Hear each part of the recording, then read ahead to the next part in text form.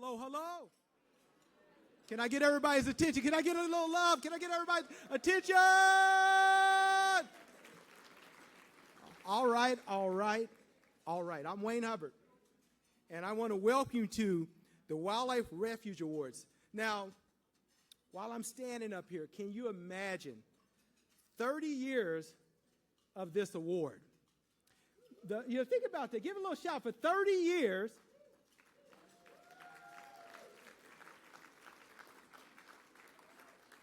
But just as impressive as that is, they're rolling up on 50 years of the association. Can we get a little bit for the 50 years of the association?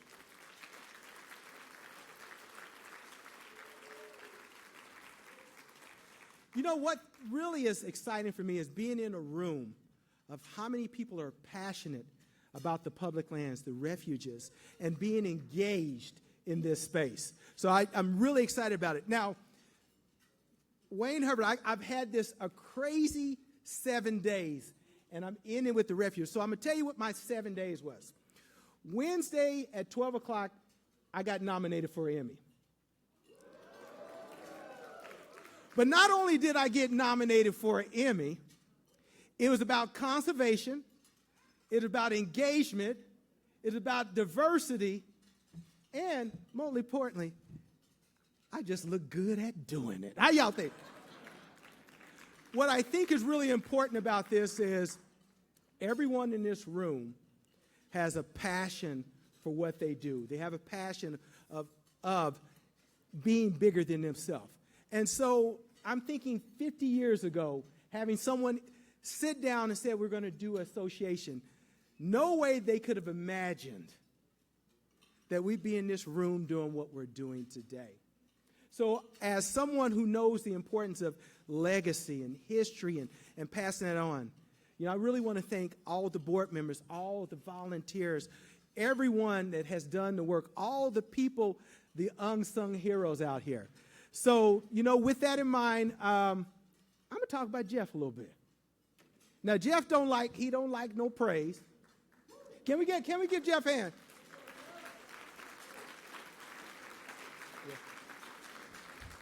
For 8 years, he's worked with the Refuge Association, keeping it going and everything.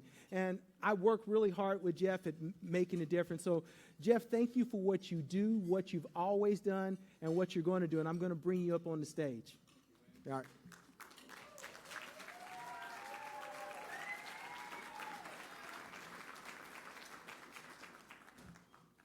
Hey. You all doing good? This is actually, I think, the most people we've had at one of these in quite a while. Well, ever, actually. So we actually, when I started with the Refuge Association 8 years ago, we decided that the awards ceremony had kind of lapsed a little bit in terms of significance. Not that it wasn't significant to the people who got the awards, but we weren't making like a big deal about it. So that's back when Rebecca Rubin was our chair, and we decided that we were going to start having these. The first one was at the Omni Shoreham Hotel. We did that for a couple of years. We did here at the Mayflower, but we've tried really, really hard to make these be a really super significant event, and I think we've been pretty successful. So thank you for being here.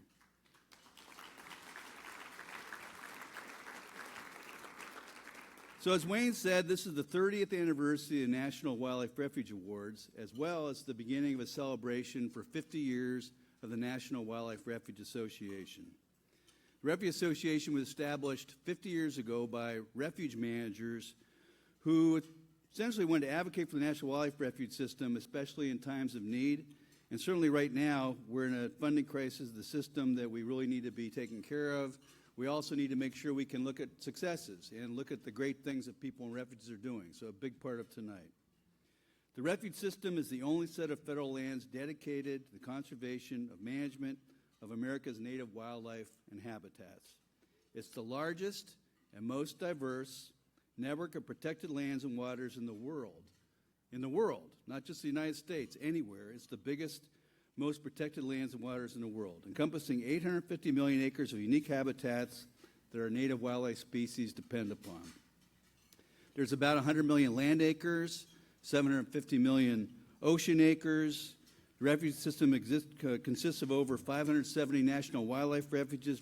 Martha, what's the number now? Just you got a new one, right? 572? Okay. So we weren't, and growing, which is great. So in 38 wetland management districts. The refuge system is home to more than 700 species of birds, 220 species of mammals, 250 reptile and amphibian species, and more than 1,000 species of fish. Refuges provide essential habitats for thousands of species, from polar bears to alligators to sandhill cranes to bison to manatees and monarch butterflies, to name just a few. Since you're all here tonight, it's pretty clear to me that I'm preaching to the choir and how awesome the system is. Everyone here knows how important and extraordinary the National Wildlife Refuge System continues to be. So I want to thank you all for being here tonight and supporting refuges and this award ceremony. I do need to do a couple special thanks for a few people. Jeff Tranel's not here, but the National Fish and Wildlife Foundation sponsored us at the polar bear level, so I want to thank NIFWF. We can.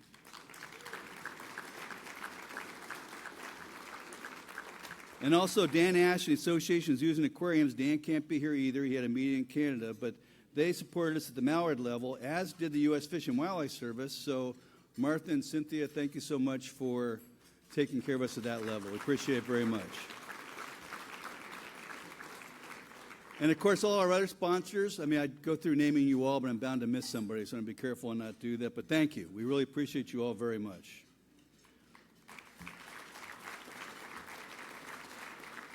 So I think you all know this is my last awards dinner. We have a new president and CEO starting in 3 weeks. Many of you know her already. I've worked with her on refuge issues for years, and many of you have as well. So Desiree Sorensen Groves, I'd like you to stand up for everybody to...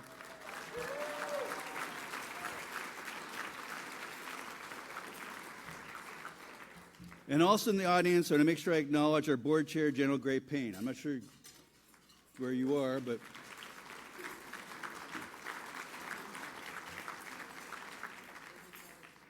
Okay, as you know, it takes some very, very remarkable people to run a system as remarkable as the National Wildlife Refuge System is. Tonight we're here to honor some of these very special refuge employees, friends, volunteers, and advocates. Making tonight even more exciting is that we have as our keynote, I was going to say keynote speaker, but Lynn Scarlett, who's one of them, said it's actually a keynote conversation. So I want to make sure I get that right, which is going to be pretty cool.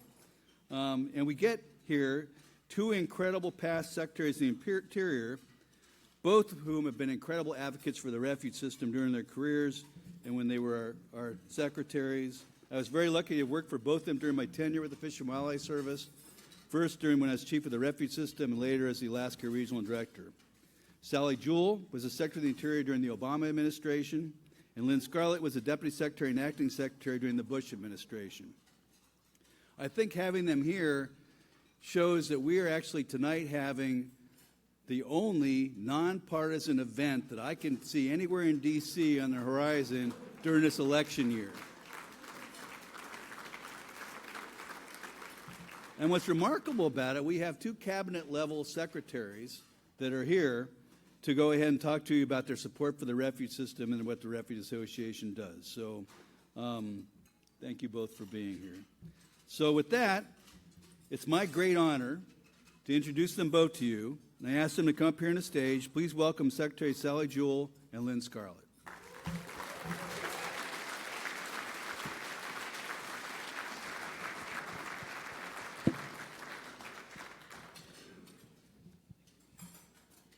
Oh, you got your own microphone.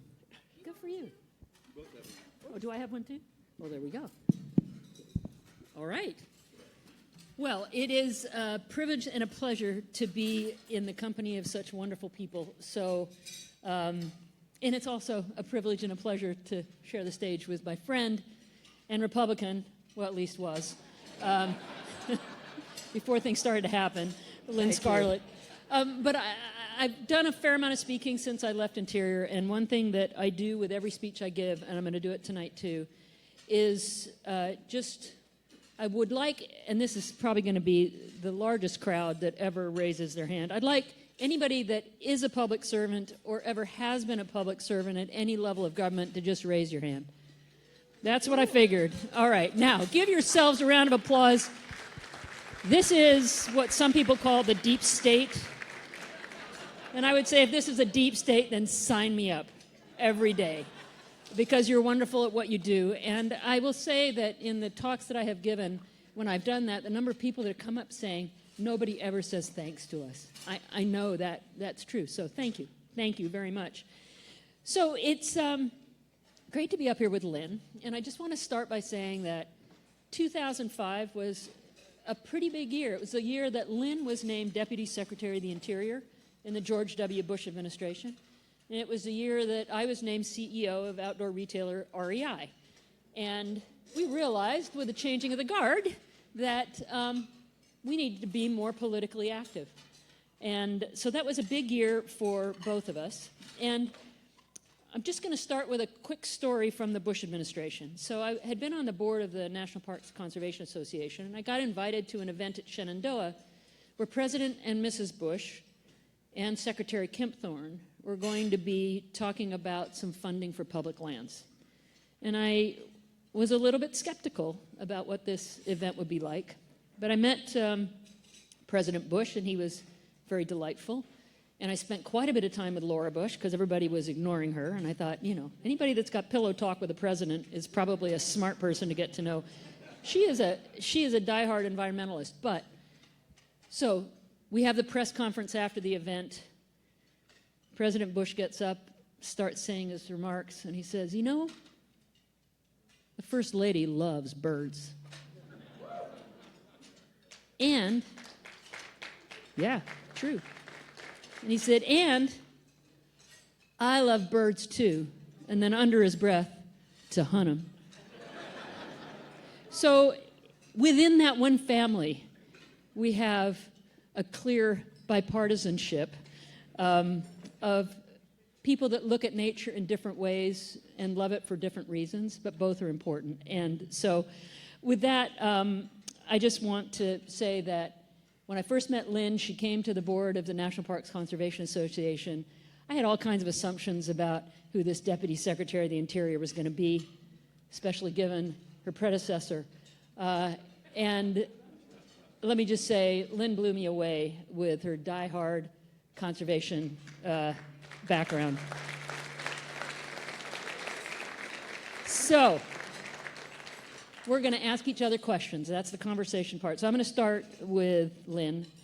So what was it like to work in the Bush administration? And, you know, I admitted I made some assumptions about you. So, you know, what kind of assumptions did people make about you? And who were your allies in making the case for support for nature? Well, you know, Sally, I'm not from Washington. I came to D.C. from Santa Barbara, kind of barefoot and birder. But one of the first meetings I was at, because at that point I was Assistant Secretary for Policy Management Budget, so I was overseeing the budget.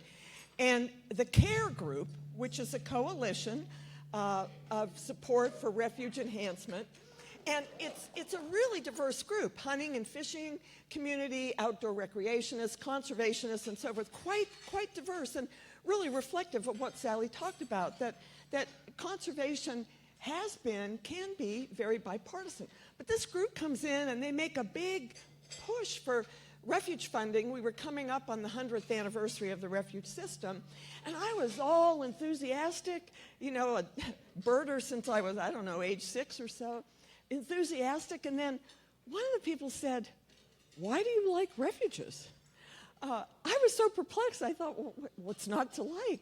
But I think the question came from surprise that here I was representing the Bush administration, Republican administration, and by golly, I was championing the refuge system. I want to bookend my comments on this, Sally, with the end of the administration. And my final year there, we were faced with the challenge and the decision of whether to list the polar bear as the first ever species to be listed where the primary threat was climate change. Now, you can imagine, state of Alaska not happy about that, oil and gas community not happy about it, a lot of people not happy about that. But there were also some bipartisan champions, and there was the science. And so, fortunately, looking at the science, Secretary Kempthorne embraced that science, I embraced that science, and we ended up listing the species. And much, I think, to the surprise of some of the audiences that were out there. That deserves a round of applause, don't you think? So, Sally, I want to turn to you. And you mentioned that you came from REI to Department of the Interior, very different worlds. And what did you, in those first months, first year, what did you learn about the refuge system, our public lands, and how did that influence how you thought about them and supporting them? Well, Lynn, I will admit that I had like no knowledge. I enjoyed the outdoors. I climbed mountains.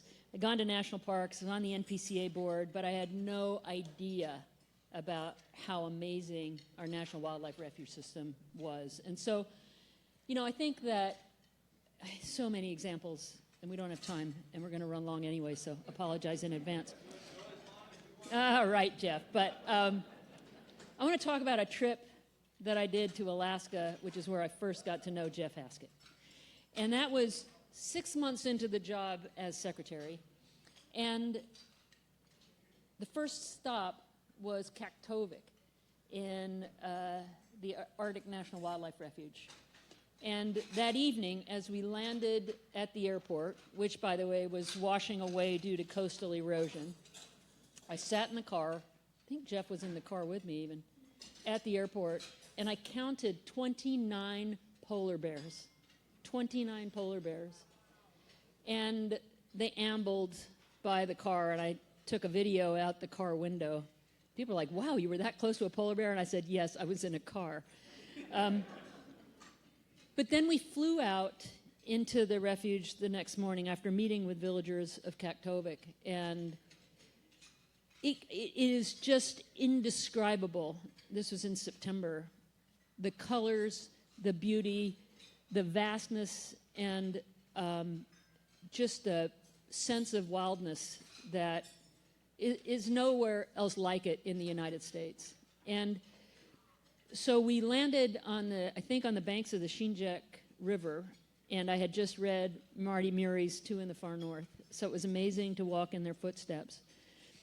But I will say that from there, I met up with Senator Murkowski from Alaska. We overflew the western Arctic. We saw some of the abandoned wells there that needed to be cleaned up. And then we flew together to another wildlife refuge, Eisenbeck. Some of you probably heard of that. It followed me around the entire time. I really knew refuges thanks to Eisenbeck. And I will say that flying over Eisenbeck, seeing a narrow isthmus of land with natural saltwater lagoons on both sides protected, and seeing lake after lake after lake and wetland in this narrow isthmus, which is that critical stopover on the flyway, was something that will never leave me. And I was in the plane with Lisa Murkowski, and we'd met with the villagers in King Cove and in Cold Bay, and I still am mystified that anyone could think that that was a great place to put a road. So, yes. So I'm just going to have one more quick story, and that was the Navy invited me up to the Arctic, spent a night under the pack ice in a submarine. That's a whole different story. But flying back in a Navy plane from Dead Horse, Alaska, we flew over land the whole way. So we take off at Prudhoe. You see all the industrial development. You see the brown cloud. We flew over the refuge, and it's pristine. So clear the difference. But then we hit the Canadian border, which is a straight line. And everywhere from 38,500 feet, I saw the hand of man across the Canadian Arctic and all the way to Andrews Air Force Base. So we as human beings will develop everything if we don't protect it. So it's a great introduction. Thank you, Jeff. So, Lynn, you have seen a lot of wildlife refuges, I want to know what's your most vivid memory of visiting a wildlife refuge, and how did that impact your work as a deputy secretary? Well, first I have a confession. I am a refuge junkie. If I'm driving down the road and I see a brown sign, I immediately change my travel plans and go where the refuge is.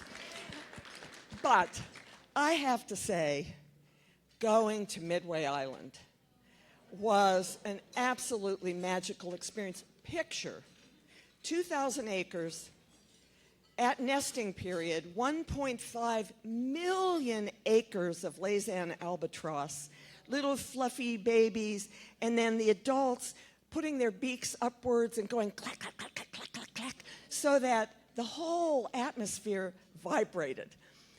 I thought, this is their place. It was absolutely magical. But while I was there, I also had some reflections on challenges. First, this was a site of previous naval buildings and so forth, and they had been painted with lead paint, and the lead paint chips off, and the birds ingest the lead paint, and it's poisonous to them. And that needed to be cleaned up, and I remember having vigorous conversations with DOD that the refuge system needed funding to get that cleaned up. And also that the refuge system, yes, it's out there in the middle of the Pacific, but it needed the caring hand of the refuge managers, the staff, the volunteers that periodically came. The second reflection, though, Sally, was as we began to prepare to name the Papahanaumokuakea National or Marine National Monument. By the way, I practiced that in front of the mirror many times when I knew we were going to announce the name of that monument. But, you know, it took three words that I always think are the hallmark of conservation, and that's collaboration, cooperation, and collective action. We needed to work with NOAA. We needed those volunteers, the state of Hawaii, indigenous peoples, to bring it all together so that that magnificent monument could have its way. And then, of course, it was enlarged in the subsequent administration. So that's got to be one of my most vivid and magical memories. That's an amazing one. And I, too, can say Papahanaumokuakea by practicing in front of the mirror. So, Sally, you know, I've just talked about the fact that the refuge system really needs people. It needs caring hands on the landscape, and it needs resources. These places don't just take care of themselves.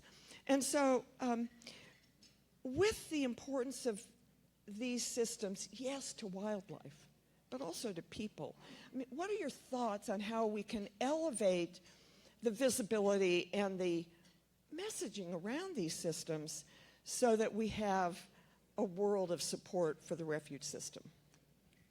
Without having them be overrun by people, too, although we need more than we have. You know, people don't understand, and I think we have an opportunity to help them understand why the refuges are important to them.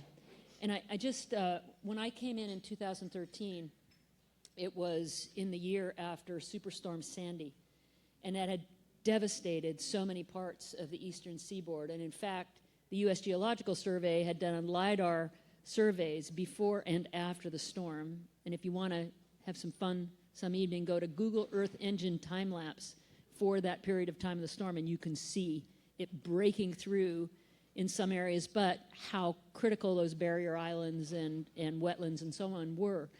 And so I think about that, and you know, I was dealing within the first weeks of the job with Michael Bloomberg calling me saying, we got to get the Statue of Liberty open by, you know, Memorial Day, because I've got tourists coming. We did it by 4th of July, but that's another whole story. But Lady Liberty was damaged, Ellis Island was flooded, all kinds of damage. But one of the things that was most inspirational to me, and I want to give a shout out to NIFWIF here. Is there a NIFWIF table? I know Jeff's not here. Well, I appreciate their sponsorship of this event and their support. But we had $800 million in interior from the federal government And we took 200 million of that 800, and we worked with NIFWIF, and we said, find communities close to wildlife refuges, and let's do a grants program to those communities in conjunction with the wildlife refuges on those repairs. And so just one example of many, I went out to Cape May in New Jersey, and all right, hear it for Cape May. So there was a beach near some people's houses and close to the refuge that had been scoured of sand from that storm. And people in that community, there were some birders, knew that the horseshoe crab were going to be coming back soon, and they were going to be laying their eggs. And those eggs were critical food for many birds, including the roof of red knot. And so they actually personally purchased sand to put the sand on the beach before any of this grant money came in. So I went out there to see that beach, to meet with the people from the communities. Cape May was one of several, and the Fish and Wildlife Service that worked together to put that money to work fixing up the communities and fixing up the refuges. But that community understands what the refuge does for them, what the refuge does to help protect them from storms, but how important it is to protect the refuge as a buffer at this time of climate change. So, I think that there couldn't be a better illustration of that case for support. And I think when we get communities involved and we get young people involved and we talk about why these places make sense to them, it's a lot easier to build that support. The other thing I would say that was so obvious, and it becomes very obvious to the community too, is how small the refuge staff is and how much they do with no resources, and frankly how critical volunteers are. And I know we're going to be recognizing some volunteers as well, because refuges are for everyone. All right, so speaking of climate resilience and the role of refuges, Lynn, we were chatting and you shared a story about Hurricane Katrina and what happened with that storm. What do you think we all learned from that experience? So many of you remember Hurricane Katrina, and you remember that New Orleans was just absolutely devastated under feet, we're not talking inches, feet and feet of water. And many people found themselves on their rooftops wanting to be rescued. But the interesting thing is when you dial 911, what you get at the other end is a street address. But the water was 30 feet deep, and the street addresses were underwater. So USGS stepped in and said, we can fix this. And so they developed right away a system that would show the GPS coordinates that linked up to those street addresses. And then, and here's where the refuge system comes in and refuge employees, immediately, the refuge folks in the area, there are a number of refuges along that Gulf Coast, got out in their boats. They got out there with their chainsaws. I mean, they know how to drive boats. They know how to use chainsaws.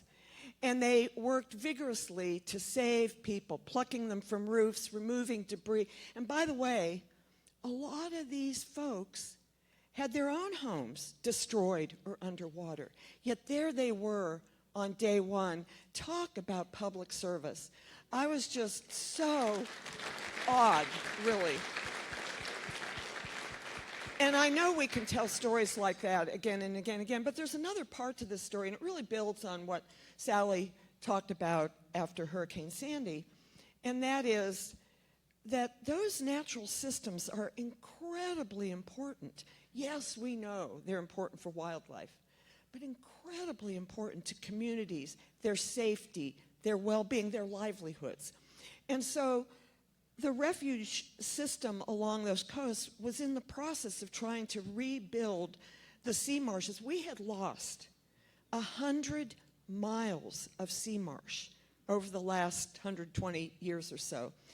And what USGS had told me is that for each mile or so of sea marsh loss, the storm surge actually is less able to be attenuated by those sea marshes. And so yes, those sea marshes are there, wildlife, I love it. but they're also there for community safety, very much linking, Sally, to the story you told about Sandy. Yeah.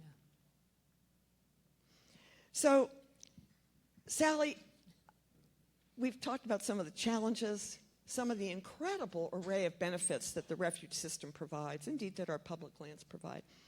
But what's the most fun you've had in the refuge system? And then how can you take those experiences and think about encouraging others to embrace this system and support it? Well, it's a great question, and of course, I can't pick one because none of us can, because they're all unique and amazing in their own ways. But I will say that on February 1st, 2017, there was a little bit of a Paul cast on Washington, D.C. Warren and I loaded up our house, shipped it off in a pod, gave the rest away, and climbed into our car and decided to do a road trip. So I, by this time, had been exposed to national wildlife refuges, as I've described, but Warren had not. And so we just set on this journey to make handbrake turns at brown signs. And so one of the early ones was Alligator River. We also went to Cape Romaine, which I'd been to before, both working in concert to try and bring back the red wolf. I know it's not going so well. I read that story the other day. But we had such a good time going across the country, wildlife refuge to wildlife refuge, national parks thrown in, a few tribes as well, 60 different sites of the Department of the Interior. We went to San Andres National Wildlife Refuge in Albuquerque, where they took us in this dune buggy-like vehicle on a Sunday, on their day off, for 6 hours, with great pride talking about the endemic species of plants and animals and insects that they had discovered there. Our last visit was to the Wildlife Crime Lab in Ashland, Oregon, as we were making our way back to Seattle, which was so cool, the best in the world. But I want to talk about one in particular because it was a new wildlife refuge in transformation. So my predecessor, Ken Salazar, toward the end of his term, had named Valle de Oro a national wildlife refuge outside of Albuquerque. All right, Valle de Oro fan club. And so it was a dairy pasture with a vision and a few signs saying this is our vision and not much else. And I think one staff member, maybe. And so we stopped by on our way through New Mexico, and it was in the process of transformation. School children working alongside volunteers and the refuge employee. Maybe there were two, I'm not sure. But I could already see the transformation on the banks of the Rio Grande of the way they were using bioswales and so on for water runoff, for how the community was being educated about the benefit of the clean water by filtering water in natural ways. So it was pretty darn extraordinary. And I would say that those urban refuges, those places that are close by, like the Heinz Refuge that I visited after going to a wedding in Philadelphia. All right, another fan club there. You know, they're everywhere, and the more we invite community out to them, and there were a lot of kids out there, and there was a lot of diversity there, the more we're going to make that case to elected officials because people are going to care. So it was fun. The refuges were fun. So, Lynn, you've got many demands on your time. I know this because we worked together at the Nature Conservancy briefly. I know, right? There's a whole TNC table out there someplace, or at least a lot of people. You've been on the board of the National Wildlife Refuge Association. You've devoted a lot of time and care and love to this organization. So with this great audience of supporter and fans of this organization, how would you like to see the refuge system get the support it deserves in the future, and how can the National Wildlife Refuge Association and everyone here help? I wish I had been in Sally's suitcase on that trip with Warren, by the way. That sounds like a great trip. You know, Sally, you mentioned Valle de Oro, and I think it's a great way to end the conversation. So the National Wildlife Refuge Association very recently had our board meeting in Albuquerque in the area, and we went to Valle de Oro. And it has come a long way since you traveled there. So lots of restoration work underway. The community deeply engaged. It's just phenomenal, the degree to which the Albuquerque community has embraced that refuge. So you've got water restoration, you've got plant restoration, you've got public education, young people coming out, and the refuge is a platform for learning. And so, to my mind, really, it's that complement of values. You know, I always like to say nature's not just nice, it's essential. And it's essential because, yes, it helps communities thrive, it supports economies, it brings all those birds a place to inhabit. And so I think, as I think about the future of the system and think about the Refuge Association, I think about really trying to communicate those multiple values, those places like Valle de Oro that bring so much to people in the community and wildlife. And I want to also mention one final thing. You know, I started my comments mentioning my very first meeting on the budget at the Interior Department way back in 2001, and the CARE group, which came in and was wanting to have more funding for the refuge system. Well, lo and behold, the National Wildlife Refuge Association has played a major role in re-energizing CARE, recognizing that we need all those many voices from all those diverse organizations to stand up and be counted and say, we need people, we need funding, we need the glory of these refuges to continue. Well, that is wonderful, Lynn. And I will say that I walked about 12 miles with Lynn in Santa Barbara with a pair of binoculars. In the rain. In the rain. I felt right at home. Lynn didn't, with the rain. And we both know how important refuges are to people's lives. And we both know and appreciate how tight the resources are for the public servants that are in this room. And they all need our help and our advocacy. And yes, there's some good money coming from government right now, but if it's project-based, it doesn't help bring the people on the staff that are needed. So it's really all hands on deck. And I just want to thank Jeff for his leadership of this organization and his leadership in the Fish and Wildlife Service. I want to congratulate Desiree on stepping into this role, and I want to congratulate the whole National Wildlife Refuge Association for 50 years of advocacy, and it's going to be needed more in the future even than it has in the past. And so thank you all for everything that you do for these places that are so special to all of us. And with that, Wayne, you're on. And sorry we ran long.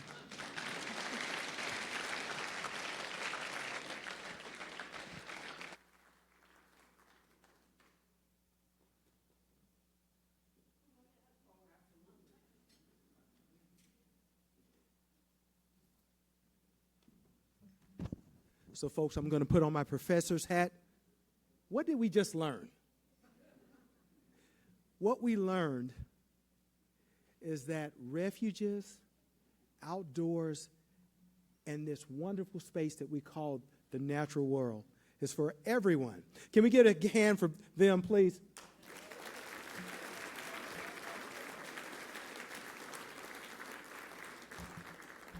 So I'm gonna veer off a little bit and come back.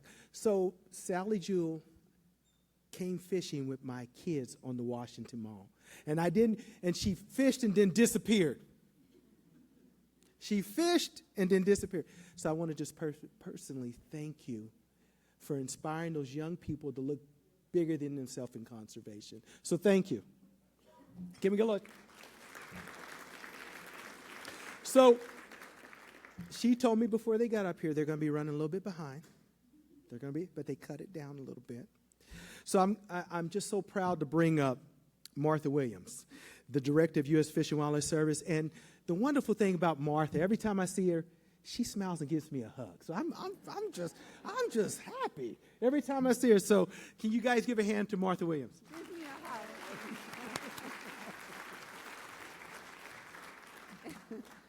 All right, Wayne and I joke he's a really hard act to follow. I think you were just born as an MC and able to crack jokes as you go along. And I grew up in this very stalwart family where there were no jokes allowed. So I've had to learn as we go along.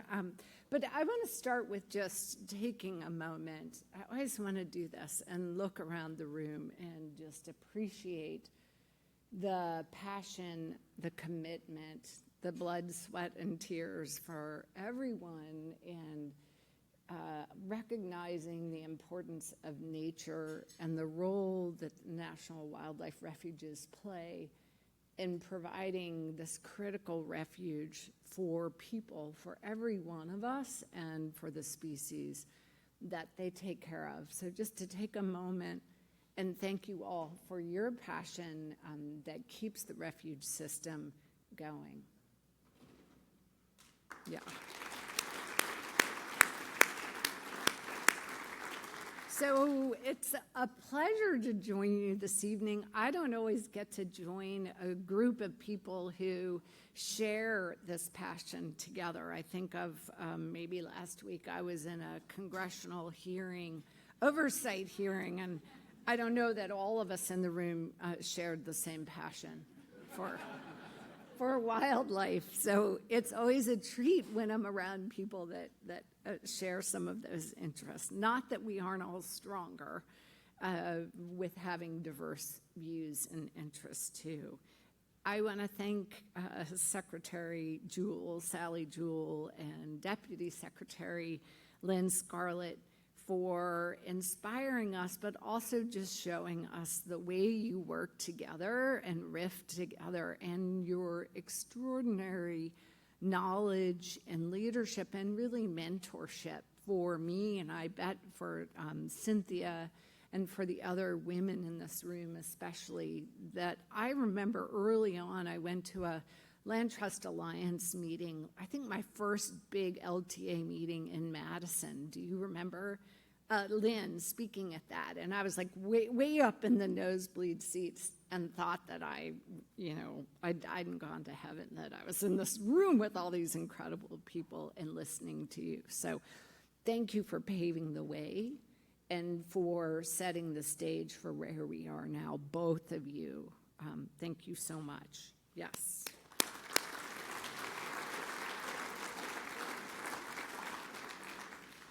I was going to wait till the end to do this, but I think it was you, Sally, who said, maybe it was both of you, that we are in a time to stand up and be counted. And so I would say, just for a moment, can we all stand up and be counted?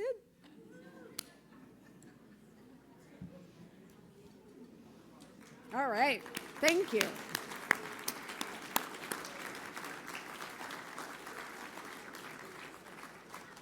Because actually, helping the refuge system move forward into the future and provide these ecosystem services, to provide a place of refuge, to allow for water quality, to buffer floods, to allow for local economies to flourish, and for every one of us to find our own place of refuge and awe. It takes every one of us to stand up and be counted to support that system.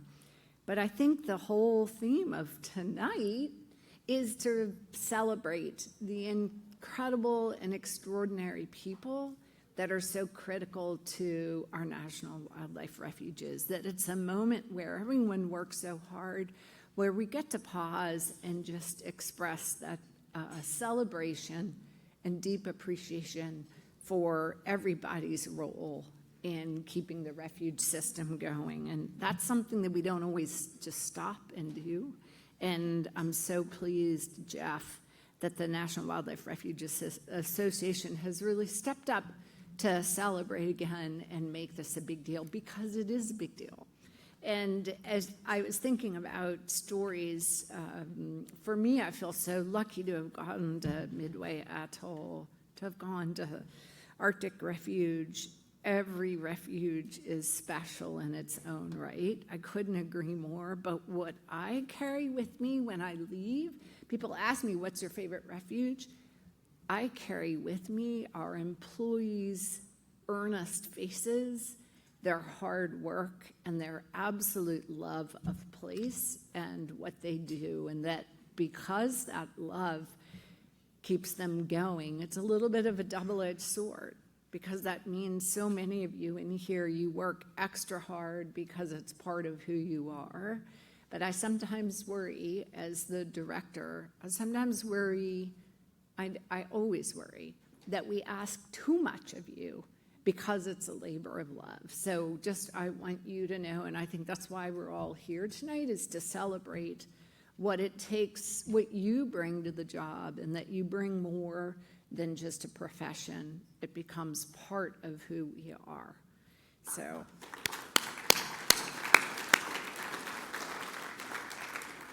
I was thinking about this as I'm making the rounds with some members of Congress and trying, just like all of us, to bring in the support for the refuge systems, that we have a stronger budget. And I was thinking about, refuges as a place of refuge. It's where we bring children. It's where my parents, who are in their 90s, can go to enjoy nature. And I thought about this piece, and it may sound a little bit depressing, but it's not meant to be that way. I think of all of our staff who sometimes people end their lives at refuges. And you know what? I think that actually, in its own way, is the biggest compliment, because it's a place that matters to so many people so deep in the heart that that's where they want to be and where they find the most safety. But with our urban program, we also want to be part of communities. Valle de Oro is an incredible example. John Heinz Refuge is an incredible example, and more. We do want to be that place of safety and refuge for so many people who live in cities who haven't had access to nature before. I think of Masonville Cove in Baltimore, where the expressway was built and disconnected this whole community from the water. Their history was on the water, but they couldn't go there anymore because of the expressway. But this urban refuge tries to reconnect that community to the water. So I just couldn't be more important, I think, to all of us into our hearts. And we don't always talk about that. We talk about numbers. We are good at the science. We're not always good about talking about the heart. And I think that's what we need to do to be gaining more support for the refuge system. I am incredibly proud to have served in this administration that really does get the importance of conservation. That's very exciting. And to think that we have been able to expand the refuge system during this administration and across the country, whether it's in the Everglades to Gulf. Thank you for the creativity there. The Lost Trail Conservation Area in Montana, yes, my home state. Wonderful to go there with the secretary and literally in a handmade, of course, in a handmade podium for the secretary that day. An eagle flew by as we were speaking on a beautiful fall day. The Wyoming Toad Conservation Area in Wyoming, the Paint Rock River National Wildlife Refuge in Tennessee, incredible. And the last but not least, number 572, the Willamette Valley Conservation Area in Oregon. Yes, incredible place. But also expansions and then the hard work to build support within communities so that we can expand in the future where it's really needed. So none of that could happen, though, without tonight's award winners that provide inspiration to all of us, that come to work every day with a sense of innovation, of can-do spirit, of perseverance, of passion to keep the National Wildlife Refuge system thriving. And I dare say, as we were celebrating the 50th anniversary of the Endangered Species Act, we talked about saving life on Earth. And I think about it, the refuge system it's not just saving life on Earth, it's saving on life on Earth in a way that it's worth living. right? That it's in a way that we all want to live into the future. So this evening recognizes so importantly the incredible champions of these shared natural resources and what it takes to fulfill the Fish and Wildlife Service's mission, but to have our refuges open for the public, for everyone, in a way that they can enjoy. And I know that's not always easy, but it is well worth it. I also want to thank all of the volunteers and partners in here. Conservation is a shared responsibility. It's something we all do together. Not one of us in this room could do it alone. That it's something that we all shoulder together. And I think heartily and happily.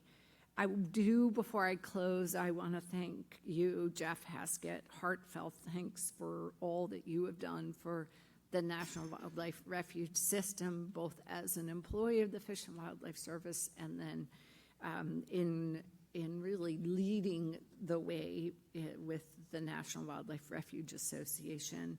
I'm thrilled, Desiree, to work with you going forward, and so proud of you for stepping into this role. I've really appreciated working with you as well. So thanks to everyone tonight who has made this possible, just to relish in a moment of celebration and much deserved celebration. So thank you for making this world a place worth living. Thanks. Do I get one more hug? Oh, absolutely.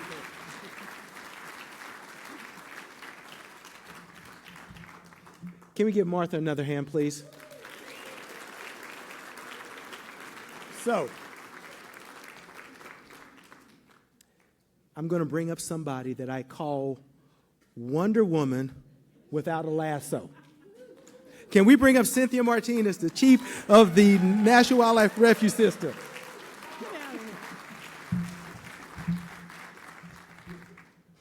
Thanks, Wayne. Thank you, Director Williams. Really appreciate your remarks. Good evening and welcome to the 2024 Wildlife Refuge Awards Banquet. So I want to echo Director Williams' appreciation for Jeff Haskett. And Jeff, your dedication to conservation and the National Wildlife Refuge System. You know, when we first met, I actually hosted the National Wildlife Refuge Association board at the Desert National Wildlife Refuge Complex, and you were chief of the National Wildlife Refuge System. And now look at us today. Thank you, Jeff, for your years of commitment to the refuge system. We appreciate it.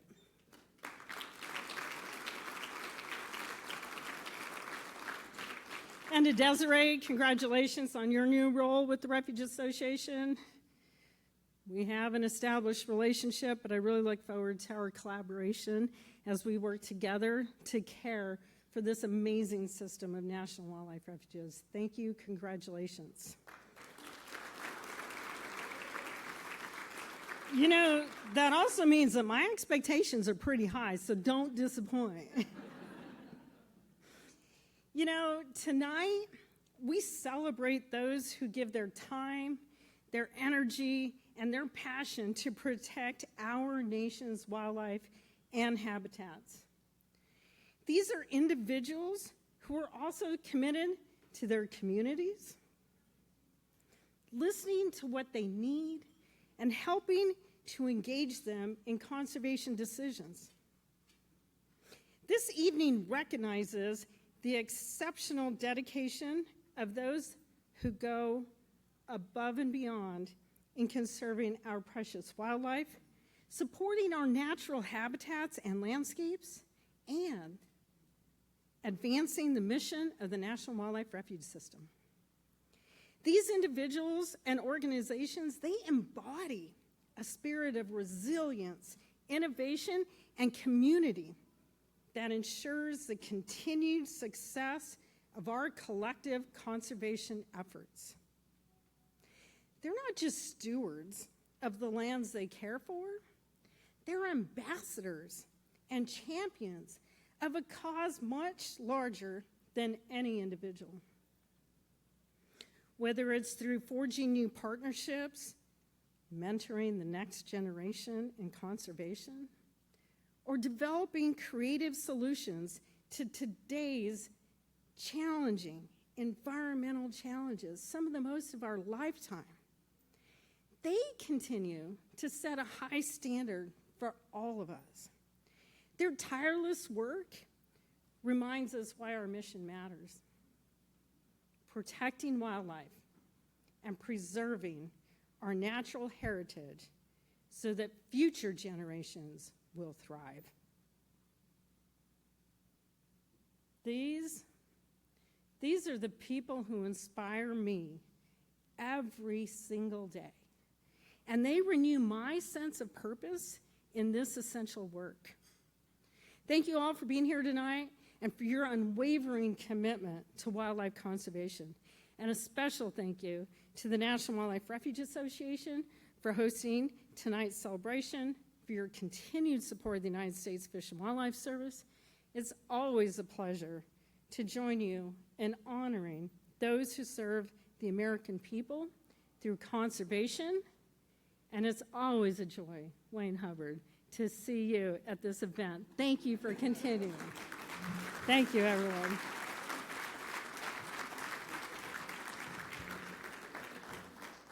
Now, can we give Wonder Woman another hand? Can we give Wonder Woman?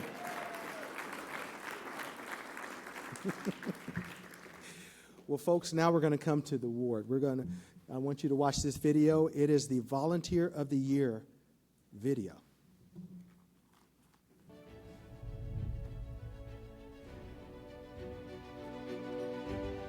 And then I got a phone call from then Dawn Washington, who was a biologist here, and she was a rookie, and she wanted to start a friends group.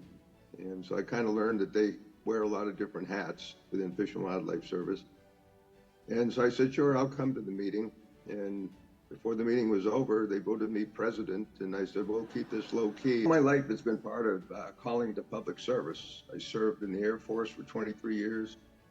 I served on a police department for 20 years after that. I was in management positions in many of them. And also, of course, you got to love the outdoors. You know, I've always hunted and fished. I was an outdoor writer. I wrote for a magazine for 20 years. It was called A Rustic Outdoors. And that was my byline. It was a monthly article. I wrote for other national magazines, too, about the outdoors. Because one thing we got to remember, and sometimes it's hard, is that wildlife comes first. And we're on wildlife refuge. No matter what refuge you are, how small, how big, whether you're visitors or are counted by the busload instead of the pickup truck load like they are here, we still matter. And actually, I feel it just from the aura of the Fish and Wildlife Service. Is the first part of it's kind of a cliche, you know, you build it, they will come. You maintain it, they'll return. You improve it, they'll come back. And that's true for both aspects, whether it's human visitors or if it's from wildlife. I hope to continue with the improvements, and one of my big things is to continue to work with the Mi'kmaq Nation in trying to get the trail system that connects through their property to the other two ends of two of our units or divisions, and work with them as a partnership together. So when they use their trail to come into the Refuge National Wildlife Refuge, we have the center there, and also set up a little something that shows their culture as well. I've been to many capitals, and other than flying through Reagan, I've never been to my own. So it's just going to be kind of neat to be in Washington, D.C. with my name there. They're making me feel now with this honor is to continue with the volunteers, to make them feel part of the movement.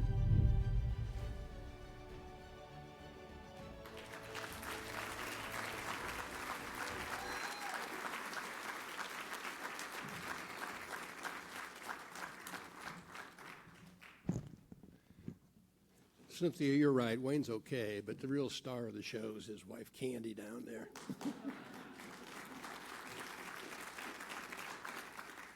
I started working on National Wildlife Refuges 45 years ago when we had 384 refuges that protected some 30 million acres. And some of my early mentors were veterans of the Dust Bowl. And they basically said, our job is to save some dirt, make sanctuary, and keep people the hell out. Well, over time, we matured, and the system shot past 500 refuges, and we were growing by leaps and bounds. And we realized that, if we just would let citizens use these refuges in compatible ways, they could become supporters. And they did. And the system continued to grow. And then we realized, we don't have enough people to do this job by ourselves. And those people that had come and used the refuges had fallen in love with it just like refuge managers had.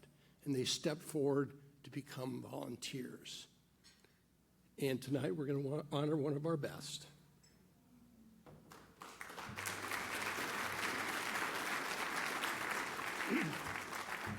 Jim and I, both being former refuge managers, know that we both have been blessed with incredible staff that do incredible work, but we just can't get it all done. And so, as Jim said, volunteers play a crucial role in helping us at the various refuges. And tonight we get to recognize one special volunteer. As the video showed, Wayne Selfridge has, for more than 20 years, dedicated his talents, his experience, and thousands of hours at Aroostook National Wildlife Refuge in the northern part of Maine.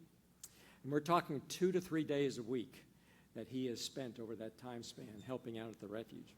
Early on, he worked alongside refuge staff, but in 2016, the refuge was de-staffed, and it was put under the complex, or a complex with Moosehorn National Wildlife Refuges, over 3 hours away.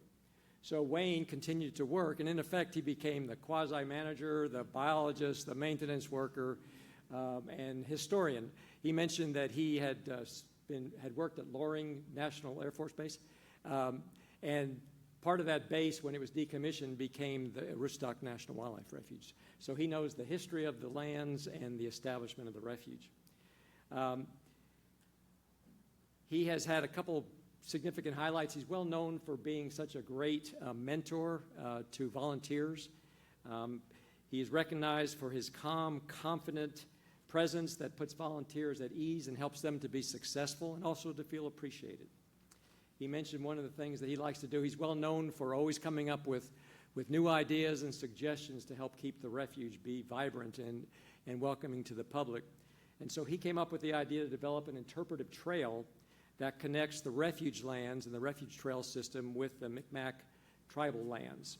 So this has not only enhanced visitor experience, but it's helped to provide educational opportunities for tribal families. Wayne's has long-term dedication, has been instrumental in fostering strong community relationships and ensuring that that National Wildlife Refuge continues to be a special place for wildlife and for the American public. Help me in recognizing Wayne Selfridge.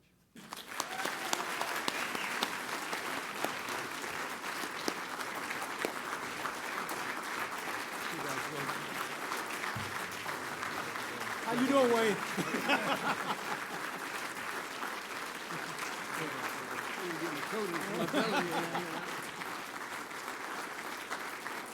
Hold on.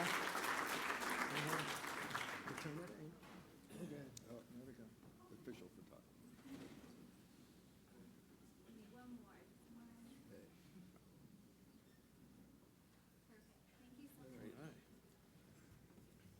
Do you want to say something, Wayne?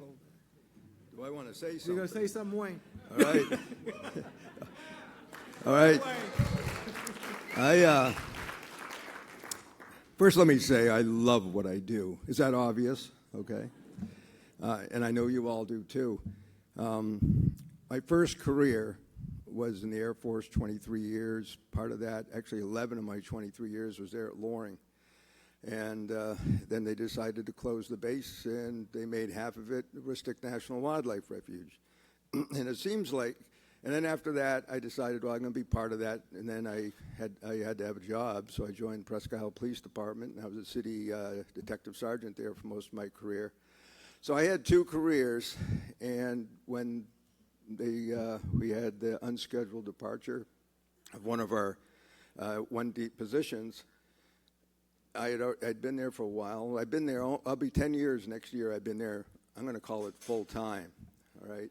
And as far as I'm concerned, yeah, as far as I'm concerned, It is full-time, and this is my third career, and I plan on going as far as I can. Maybe I'll get another 10, and I'll have another 20. So I'm going to be pretty old by then. Because most of our volunteers are, well, I'm the youngest volunteer, and I'm 71. So, so when I was in the service, I retired as E9 First Sergeant. Anybody who's been in the military understand what that means. And, and I had to speak to a lot of, like hundreds of my troops at times. And then with the police department, I was the media rep. And and I've only been given 2 minutes to talk to you all. And I have the unenviable position right now to follow, here's the other Wayne, by the way. Wayne, another Wayne. Yeah. So to follow a pro MC, inspirational speeches by the ones who've been up here, and I get 2 minutes. I already know I'm over that 2 minutes, but I just think it's important because no matter when you win something like this, there's plenty of people like the song "Wind Beneath My Wings," and even though these people are not here, the volunteers that have helped me over the years there, I just think it's right to say something about who they are, just real quick, not just by name. And I don't want to miss anybody, but I don't know about these spotlights if I'm going to be able to even see it. So, but I have a right-hand man there. He takes good care of me. I just happened to meet him out there in the refuge one day, and he told me he just retired from the Maine Department of Environmental Protection after 47 years. And guess what? I recruited him. So he tells me when I'm doing something wrong out there. And so, but then there's the people that come and stay with us out there. We do have a rec area. They stay the summers. Everybody, for some reason, wants to leave Aroostook County by Labor Day. Now, I have to tell you, Aroostook National Wildlife Refuge is 100 miles north of 90% of Canada's population. We are way up there. If you look at a map and you go Google it, you'll see just how far we jet right up into Canada. We have Aroostook County, which is the biggest county east of the Mississippi, and it's the size of Rhode Island and Connecticut combined. We only have 75,000 people in it. So, just to give you an idea, when we do our cross-country skiing and our snowmobile, and we have to groom the trails for hundreds of people that come out there, and we're skiing on 3 to 4 feet of packed snow. It's a whole different world. So I just want to share that with you. So anyhow, just real quick, I know I'm way over the 2 minutes. You can blame Eden for that. Where are you, Eden? So, but Bob and Janie Henson, Rocky and Jan Larson, they've stayed with me there. Renee Tatusco, they've been there the summers for me when we really need to get the work done. I thank them. But probably the most important thing is I knew what a fish and wildlife service was, and I knew what a wildlife refuge was because I grew up in the North Shore of Massachusetts, and on Plum Island we had Parker River National Wildlife Refuge. So I went and visited that quite often as a kid. So when they decided to put a refuge at Loring, I had some idea, but I never knew that I'd be involved in it until anybody here know Dawn Washington? Well, Dawn Washington, yeah, just great. She was assigned there. She was a rookie, and this was her first refuge. And she called all around people in the county that she had heard names of to see if they wanted to be part of a friends group. I'd never heard of a friends group before. I had no clue what that was. And I said, yeah, I'll take a look, see what it looks like. So she set up a meeting. We had about 40 people there, and guess what? Who got voted as president? And I think it was by default, but I got it, and that's where it started, by one phone call. You just never know what's in here, 20-some years later. And again, that was 22 years ago when that happened. So, but anyway, I want to, but it's not all me, it's all the volunteers that work with me. I'm glad to be able to represent them. But I also have to say, when you look at the dream team of the managers and the people that you assign there at Moosehorn, which is our complex headquarters, I started with Don Washington, and then we had Bill Collard, Nicky, Steve Ajuis.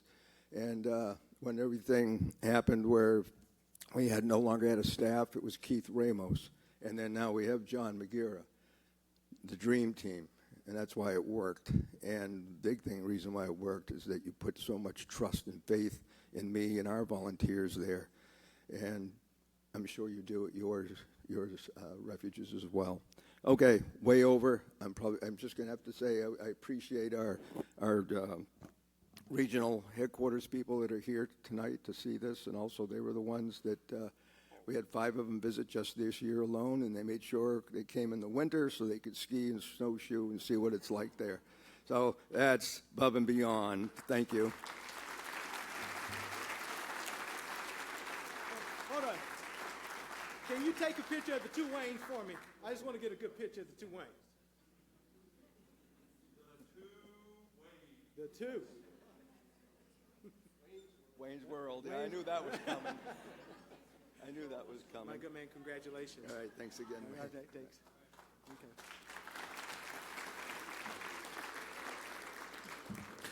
Now I'd like to bring up Joel Johnson, the president and CEO of the National Marine Sanctuary Foundation.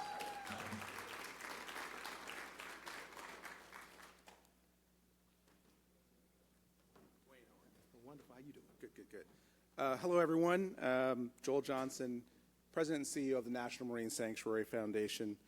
And I realize that the evening's getting long, so I'm going to make this quick, and I'll stick to my remarks. First of all, I want to congratulate Jeff Haskett for his remarkable run at the National Wildlife Refuge Association, and also to the Board of Trustees for an incredible, 47 years of stewardship of America's public lands and waters. It's truly, truly incredible accomplishment. I was just in what I guess is now my new favorite wildlife refuge, the Kenai National Wildlife Refuge in Alaska. If anybody's been there, it's absolutely amazing. I did not meet the chief, but on my next trip, which is next summer, I'm pretty sure I will. So why am I here? Why is the National Marine Sanctuary Foundation here to support this incredible event and also the honorees? I just want to say, we're here to say you're not alone. You're not alone. There is an incredible community of marine protected areas, national parks, and other incredible national estuary reserves, research reserves, incredible protected areas, lands, and waters that wildlife refuges are also a part of. It's one system at the end of the day.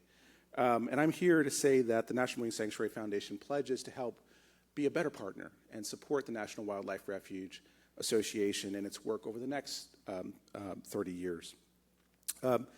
National Marine Sanctuaries encompass some 640,000 square miles of public waters. And these special places, we have a shared future. And that's because sperm whales and otters and striped bass, none of these incredible species have any concept of what a boundary is. Those are really man-made and quite artificial. But together, marine sanctuaries and refuges provide a vital resting place from us. And, you know, as tonight's many honorees know, our national wildlife refuges don't just create protected habitat. These are dynamic places. They are places of discovery, restoration, and preservation. And in many ways, national marine sanctuaries and wildlife refuges missions are quite similar.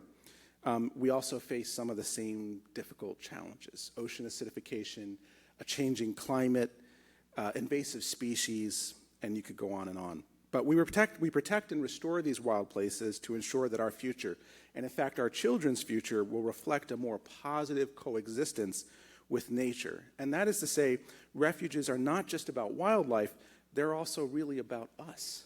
They're about what we can do to be better stewards of this planet. So I want to take a moment to thank the Biden-Harris administration Inflation Reduction Act, which has helped all of our protected areas to grow in meaningful ways. In particular, more recently, the foundation announced a new sanctuary community fund. And this fund is going to deliver funding into local communities' hands to support the discovery, the testing, and the spread of the best ideas to protect our oceans and Great Lakes. And incredibly important to us is that it will be people-powered. So whether it's inventing new ways to disentangle whales from rogue fishing gear, or nurse coral reef sites back to life, to restore bull kelp forests, Ideally, these best ideas are not limited to marine sanctuaries. We want these ideas to spread just as you want the ideas that are nurtured in wildlife refuges to also spread as well. So the National Marine Sanctuary, as I said, pledges to be a better partner and to help the National Wildlife Refuge Association achieve its goals over the next years and work with U.S. Fish and Wildlife so that our shared future, the future really of America's wild places, refuges, and sanctuaries can truly be boundless. So on behalf of the National Marine Sanctuary Foundation, I want to congratulate all the honorees, Wayne, Robert, David, the Friends of the Hackmatack. I believe I said that correctly. Thank you so much for your dedication, your perseverance, to the incredible staff of U.S. Fish and Wildlife, our National Wildlife Refuges. Thank you for all the work that you do. It is absolutely critical to maintaining our future and the future of America's wild places. So thank you so much, and have a good night.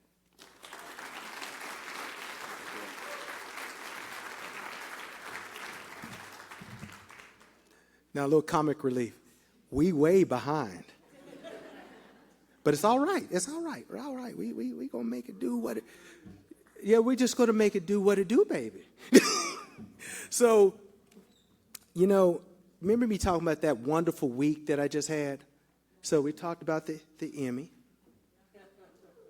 So Monday, I was with President Biden. But now I'm here with you, so this is just a good feeling. So that was a little break in the mix, but that really happened. What amazing week! But I'm gonna keep moving. So now we're gonna go to the video for the Friends Group of the Year. Can we get that queued up?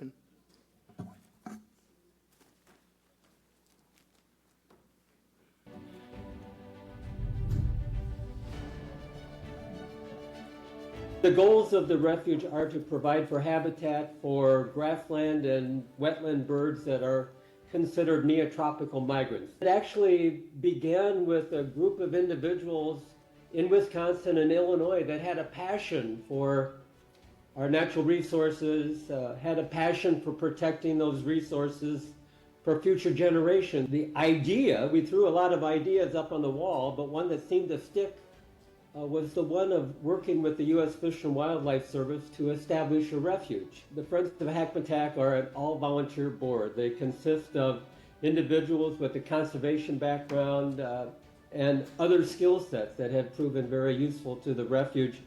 And actually, over the 10 years that it took to establish the refuge, and now 12 years since, the Friends at times, I think, have felt somewhat overwhelmed with all of the messaging that we engage in and all of the support for stewardship that we provide. And I think this award has really re-energized the board. It has, I think, brought increased awareness from our land protection partners, our other partners, and we hope to expand our efforts. The refuge is a work in progress. About 3,000 acres have been protected out of an authorized 11,200 acres. So we hope that our recognition will bring additional resources, bring additional attention to Hackmatack National Wildlife Refuge, and support a number of events annually: In Search of Eagles, the Big Sit, World Migratory Bird Day. The Refuge Association, of course, is designed primarily to support national wildlife refuges and the refuge system with the U.S. Fish and Wildlife Service. We look forward to continuing to work with the Refuge Association to support the service's 8 standards of excellence as we reach out in communities. Establishment of the Hackmatack Conservation Partnership is one of the things that I'm most proud of. These are 12 organizations that have worked together, that have pledged to work together to help build the refuge. Anytime you have an opportunity to celebrate that with your peers, it's a great opportunity to showcase what you've accomplished and what you look forward to doing in the future. And then, of course, to come back to Washington and be part of this very prestigious ceremony with the National Wildlife Refuge Association, I think is icing on the cake. We look forward to continuing to build upon that dream, a bigger and better refuge and more conservation outreach to our citizens.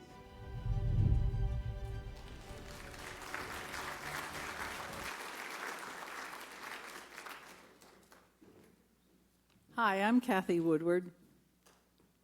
And of course, I'm Carl Woodward.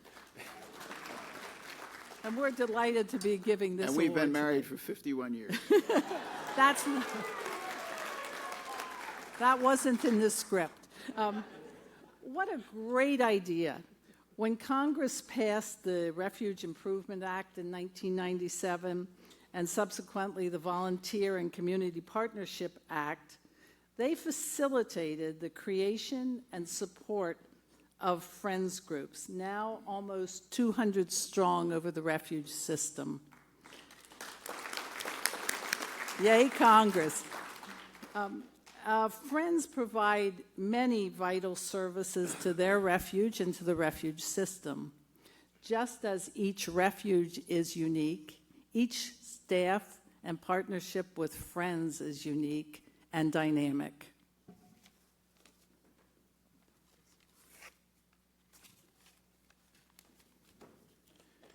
This award is called the Molly Crivel Friends Group of the Year Award. How many of you remember Molly Crivel? She was great.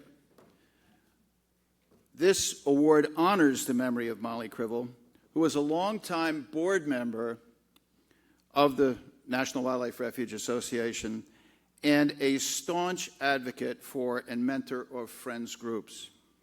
Molly understood the incredible value of friends groups and what they add to individual refuges and the refuge system as a whole. These values include advocacy, education, community involvement, outreach, visitor services, and habitat restoration, just to name a few. This year's awardee, the Friends of Hackmatack National Wildlife Refuge, nominated by the refuge manager, Cassandra Skaggs, fully exemplifies Molly's ideal. They are truly extraordinary. Before Hackmatack even became a refuge, the founders of the Friends Group, who are described as having spent time around a kitchen table figuring out how to create a refuge, lobbied and advocated for the creation of the refuge. And when it finally happened, they created immediately the Friends Group. Once it was created, once their Friends Group was created, the refuge launched, or the Friends Group launched multiple outreach events. You've heard them described in the video, for habitat management and restoration, education programs, and visitor services. They have many big plans. Sitting at the table with them this evening, we heard some of them. There's a lot underway. And I could go on, but let me call up the Friends President, Steve Byers, whom you just heard, to accept the award on behalf of the Friends of Hackmatack.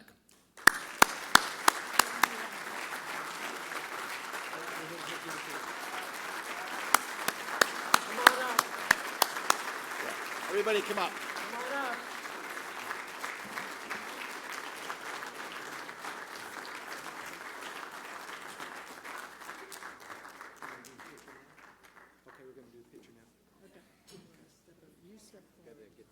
For a slight angle, yeah, angle this way.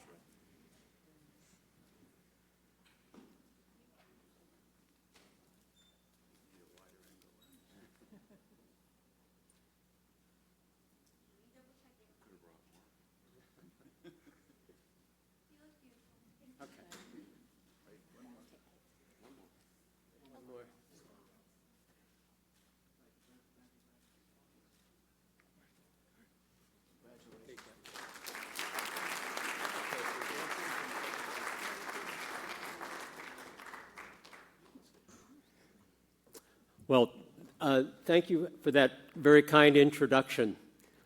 I'm going to begin with a quote from Carl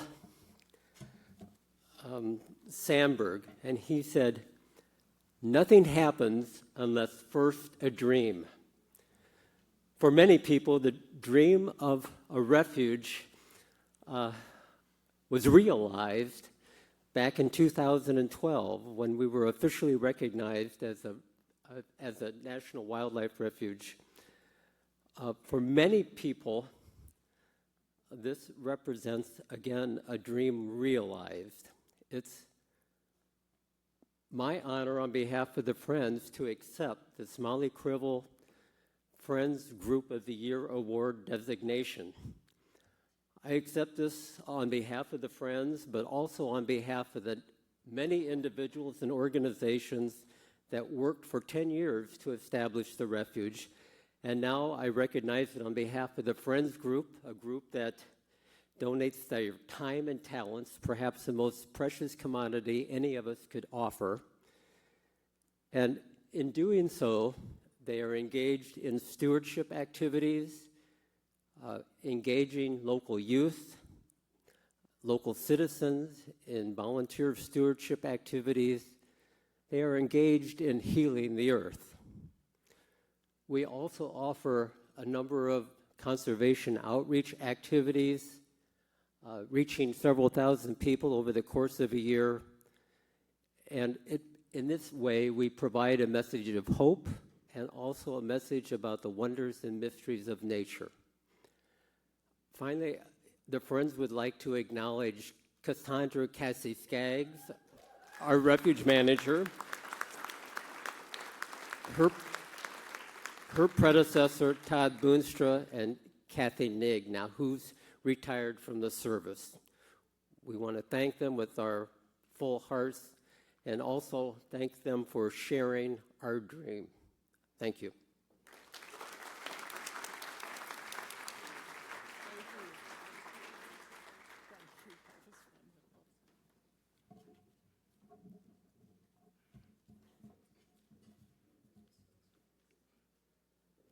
All right, now we're going to do the Employee of the Year video.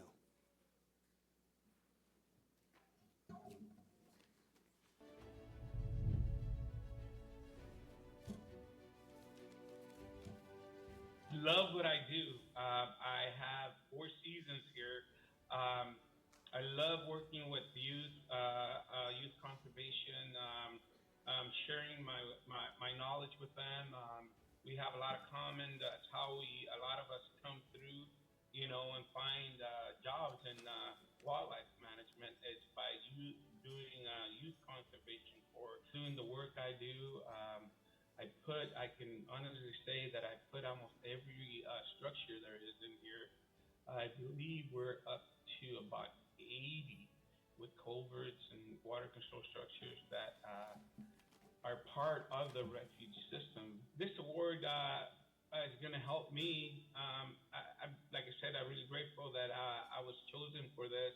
For the many people that I've worked with, many great managers now and retired managers, the sky's the limit. It's so important to maintain for the future generations of our youth here. Conservation is the key word for all these lands, barren lands that they were neglected for a long time. I'm looking forward to meeting the other great recipients of these awards and meeting everybody that made this possible. My wife has never been there to DC. I have been to NCTC, so she can see, other than pictures, let her experience it herself. But it's just a great honor and, to be there and to actually be part of it, of this great award ceremony. It's a great organization. They're putting out to recognize the hard work that we do. Not just me, everybody in the fish and wildlife. I think everybody deserves an award.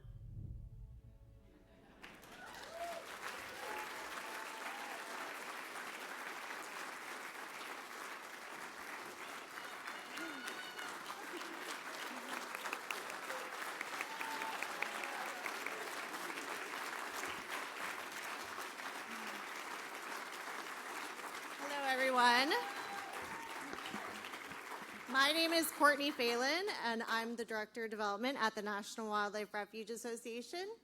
And I'm Eden Taylor, and I'm the Director of Communications and Marketing for the National Wildlife Refuge Association. And tonight, we are honored to present the 2024 Refuge Employee of the Year Award to a truly exceptional individual, Robert Luna. As the engineering equipment operator at Topanish National Wildlife Refuge in Washington, Robert's contributions have gone far beyond his job title. Robert has shown innovation in managing the refuge's water systems, helping to improve wetland habitats. His work on invasive species control has resulted in flourishing native plant and wildlife populations, especially benefiting migratory birds. But what really sets Robert apart is his incredible versatility. As the sole staff member located at Topanish, he has worn many hats, acting not only as an equipment operator, but as a manager, biologist, and visitor services expert. His dedication shines through every role he takes on. In addition to his technical skills, Robert is a champion for refuge visitors. Whether it's maintaining trails or organizing events, he ensures that everyone who steps foot on the refuge has a meaningful and engaging experience. With over 33 years of service at Topanish, Robert's journey from a youth employment program participant to a leader in conservation is nothing short of inspiring. His passion, creativity, and tireless commitment make him more than deserving of this award tonight. So, Robert, on behalf of the National Wildlife Refuge Association, we are thrilled to honor your extraordinary work. Your dedication to Topanish National Wildlife Refuge and the broader refuge system is an inspiration to us all. So please join us in congratulating Robert.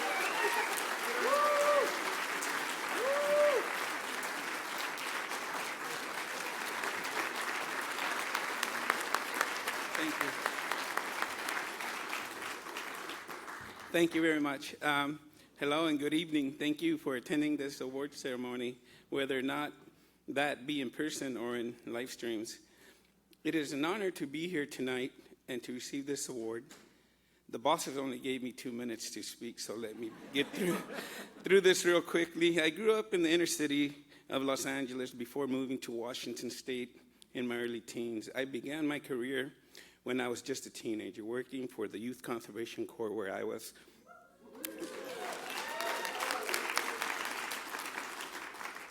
given the opportunity to work for the Topanish Wildlife Refuge and build my skills as an equipment operator. And now here I am, over 30 years later, an engineering equipment operator and the Refuge Employee of the Year. Throughout these 3 decades, I am grateful to have worked in furthering the mission of the U.S. Fish and Wildlife Service of wetland restoration and conservation. Every day when I go to work thinking about this mission is what motivates me to do my best. If it weren't for these youth programs that help to connect us to nature and outdoors, I wouldn't be standing here before you today.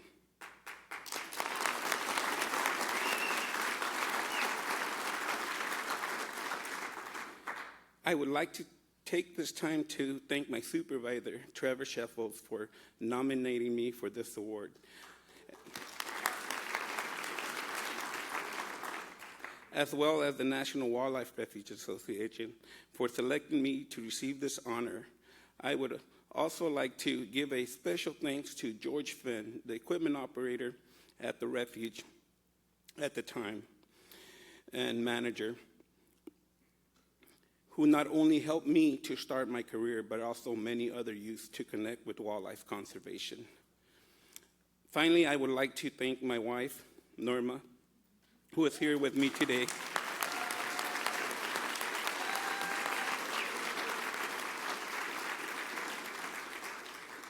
And my 4 children, Stephanie, Robert Jr. By the way, it's his birthday. He would love to be here. Shout out to him. Jacqueline and Joshua, who are watching back at home from the live stream. Without their love and support, I wouldn't be the man that I stand here today. Once again, thank you for honoring me, and it's a privilege to receive this award on behalf of all the great engineering, equipment operators, and all the wage-grade professionals in the wildlife refuge system. Thank you.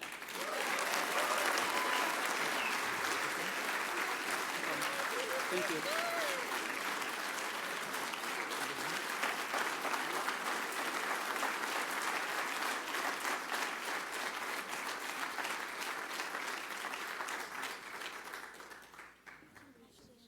Hold on, I gotta shake your hand, man. I'm not a Wayne. No, I'm just kidding. No, that's okay, but you can be an honorary Wayne if you want to. Okay. You got it. Now we're going to show the video for the Advocate of the Year.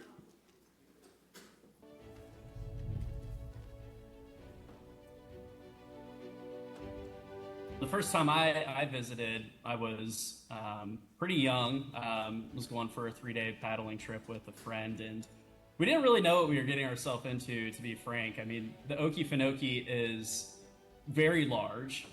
It's larger than New York City, and it's a wetland ecosystem, of course, so there are over 10,000 alligators. Another mining company was trying to set up shop right next to the Okefenokee. I immediately, thought back to how DuPont was defeated years ago with a large group, a big collaborative. So what I did with other folks at SCLC is reached out to as many environmental groups as I could, thinking, pulling in the ones that I knew would be interested. I have been going to these events for some time now, and so I'm used to being in the audience and applauding all of those who are doing the great work for the refuge system. And there are so many impressive people that have received these awards before us. So I'm deeply honored that the coalition is a priceless opportunity for us to amplify the importance of the Okefenokee. There are nearly 600 national wildlife refuges in the refuge system. And without question, the Okefenokee is one of the crown jewels. We have, close to 50 organizations that are part of the Alliance right now. And if you add up all the members in all those organizations, we reach over 5 million people. Refuge Association is so important. They're the only organization devoted solely to protecting and enhancing the National Wildlife Refuge System. And for that reason, they're a very close and dear partner of Defenders. They've also been a very important advocate in defending the Okefenokee. I love going to the award ceremony, mainly because it's just a great time to have a feeling of solidarity with other conservationists working on behalf of the refuge system, which we all care so deeply about. So I really cherish those opportunities. The more attention we draw to these refuges, the more people will fall in love with them. Central to all of our work is just getting the word out about what a treasure the Okefenokee National Wildlife Refuge is. As soon as you can, get down to the swamp and try to spend a couple days out in the swamp, and you won't regret it. No individual owns the refuge. It belongs to all of us, and for the Okefenokee to even be robbed of a single drop of water would be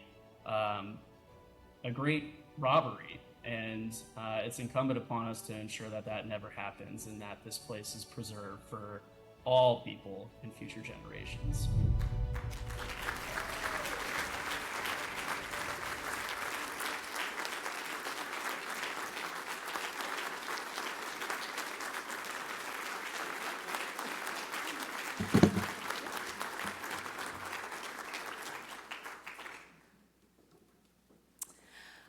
My name is Libby Marking. I'm Director of Government Affairs and Public Policy for the National Wildlife Refuge Association. And I'm David Raskin. I'm the co-founder of the Friends of the 16 Alaska National Wildlife Refuges, served as president for 16 years. I currently volunteer as the Alaska Conservation Consultant for the Refuge Association, and I'm probably the oldest volunteer in the room at age 89.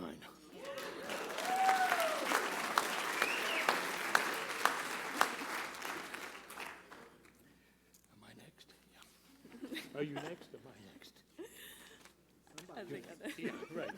That's what happens when you're 89. I'd like to highlight some of the major accomplishments of the Okefenokee Protection Alliance, just to highlight exactly why they're so deserving of Advocate of the Year. OPA has spearheaded efforts to rally public support against the proposed titanium dioxide mining operations by Twin Pine Minerals, which pose significant threat to the refuge's hydrology and wildlife habitats. Their efforts resulted in over 250,000 public comments to the Corps of Engineers and Georgia Environmental Protection Division over the past 5 years. They also produced a documentary called Sacred Waters, the Okefenokee in Peril, which has been shown across Georgia and the Southeast, educating the public about the potential impacts of the proposed mining. The documentary has also been featured in national and international film festivals, further amplifying their message.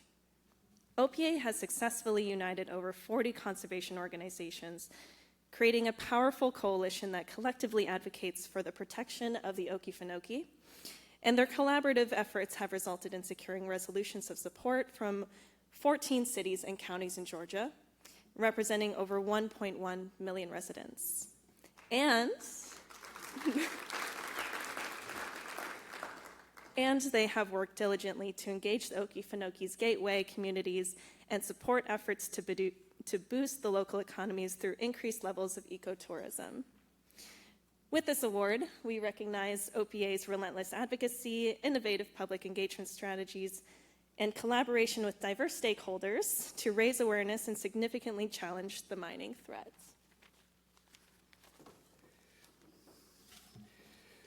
We are pleased to recognize the Okefenokee Protection Alliance as a 2024 Refuge Advocate of the Year in recognition of their extraordinary accomplishments in protecting the Okefenokee National Wildlife Refuge in Georgia from the threat of mining operations and their unwavering commitment to conservation.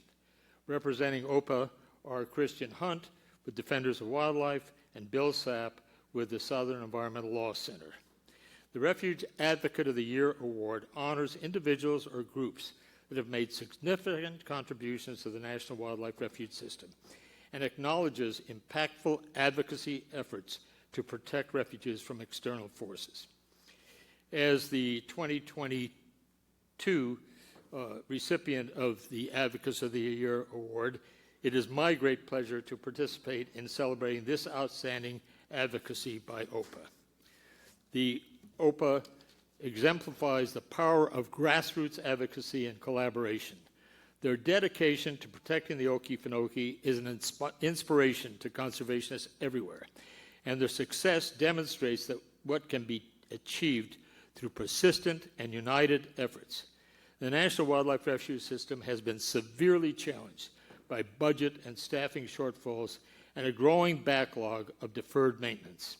Refuges are being complex due to lack of staff and the impacts of climate change, and the need to prevent potentially destructive forces and developments further strain their limited resources. Ardent advocacy is crucial to increase funding to maintain and enhance the magnificent wildlife and critical habitats of our world-class system of national wildlife refuges. Please join us in celebrating the outstanding advocacy for the wildlife refuges by the Okefenokee Protection Alliance.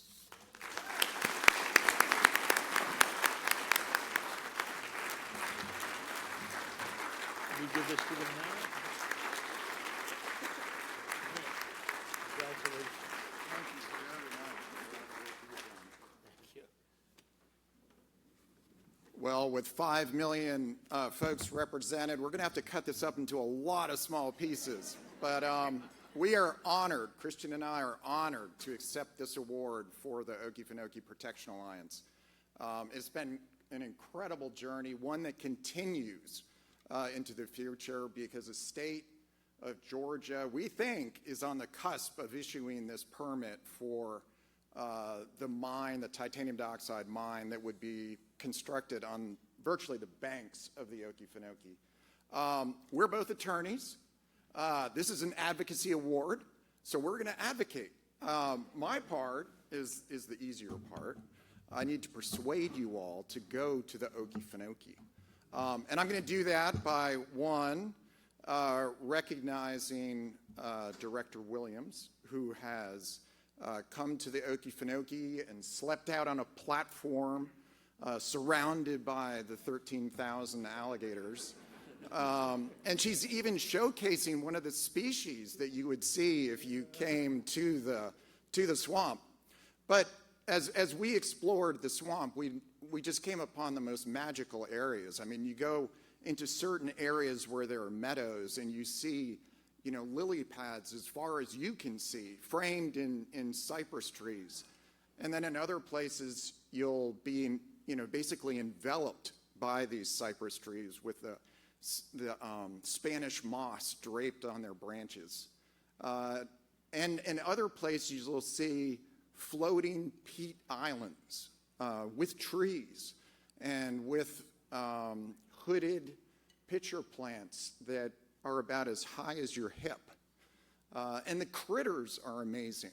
In addition to the alligators, you'll see ibises. And I remember one time paddling into the swamp to our campsite at Canal Run, and we got lost, not because of the signage of Michael Lusk here, who nominated us, and we really appreciate that.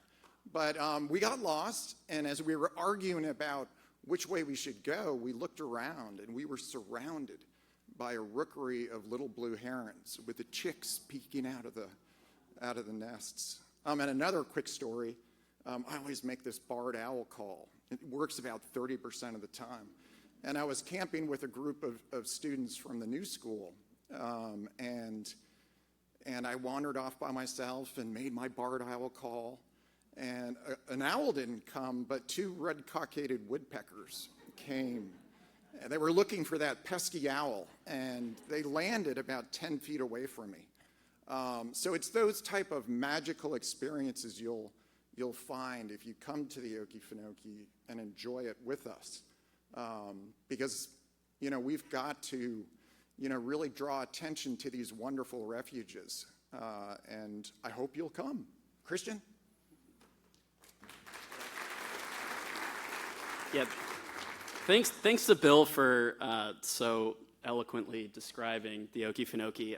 I actually, despite having worked on this issue for 6 years, kind of struggle to succinctly describe the refuge for those of you that haven't been. And I think that's just because it has this bigness and grandeur that's really hard to capture with words. How do you describe the redwoods to somebody that hasn't seen them? How do you describe the Grand Canyon to somebody that hasn't looked down into it?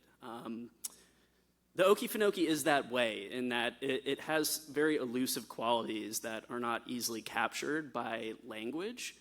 And you really almost need to get into its vast depths to understand it and deeply appreciate it. But what I can say, is there's just nothing like the wilderness of this refuge. There's nothing like the Blackwater channels, the islands, the cypress forests of this incredible place. And it really, to me, embodies everything that is so good and wild about the refuge system, which is why I am just so proud of the way that so many partners have fought for so long for this place. It's been a dogfight, to be frank. But I really do believe, notwithstanding the posture of the state of Georgia right now, that we are collectively stronger than we've ever been. And that, without question, is due in no small part to the U.S. Fish and Wildlife Service. Michael Lusk, the refuge manager, is here tonight. He's a dear friend and ally. Without question, to me, the best person the agency could have found to defend this landscape. Regional Director Mike Ecker has also been an incredible champion.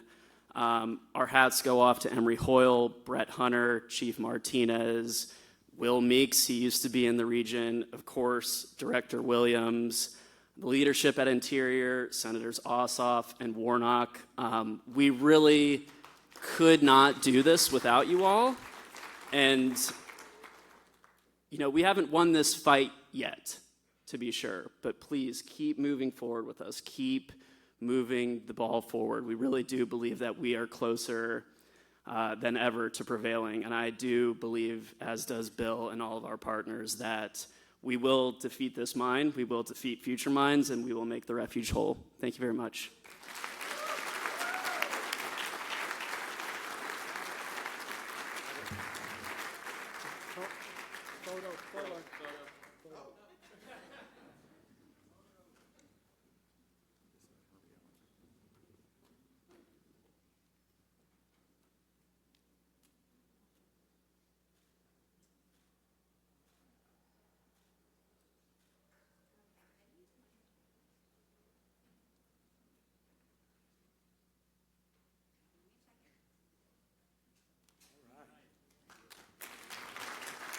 When you hear somebody talking about draining the swamp, make sure it's not the Okefenokee.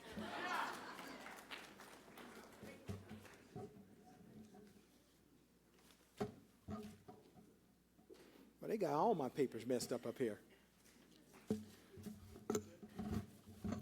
I think it's the Refuge Manager of the Year video, right?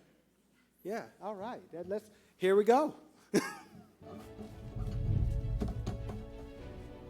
The Rocky Mountain Arsenal National Wildlife Refuge in the northeast portion of Denver Metro near the Denver International Airport is the most visited national wildlife refuge in our complex, with over 1 million visitors each year, based on our proximity to bring in hundreds of thousands of school-aged children through programs to make a connection. And we have those resources here that we don't have in lots of other places.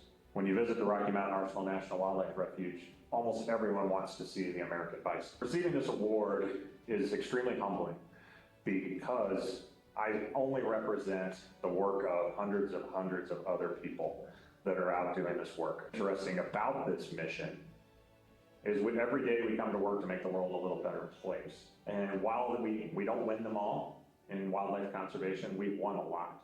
And we've won a lot with the support of folks like the National Wildlife Refuge Association. When you stop by the 7-Eleven and you're grabbing something, the person behind the desk says, "Oh, you work at the refuge." Yep, I do. "Oh, I love to bring my children there. I love to go fishing there." It's an amazing place. The fact that we are being recognized is recognition to the labor and the love of so many people to transform these locations into what they are right now, true assets for our community. The National Wildlife Refuge System has been a part of my career since I started. This organization has always been our ally, has always been our cheerleader, has always been our champion. National Wildlife Refuge Association, located in Washington, D.C., gives us that opportunity to have a voice at the table with the decision makers. There's a cohesion that the National Wildlife Refuge Association can offer to the agency, to our friends groups, to all of our cooperating agencies that we could not accomplish without you. Our neighbors, our communities know about the black-footed ferrets, and they know about endangered species conservation because of these refuges. I'm most excited to see all my colleagues. Sounds crazy, but since COVID, we've all lost a lot of our connections. We don't travel as much. We spend more time on Zoom calls, and we spend less time getting to know and spending time with our colleagues.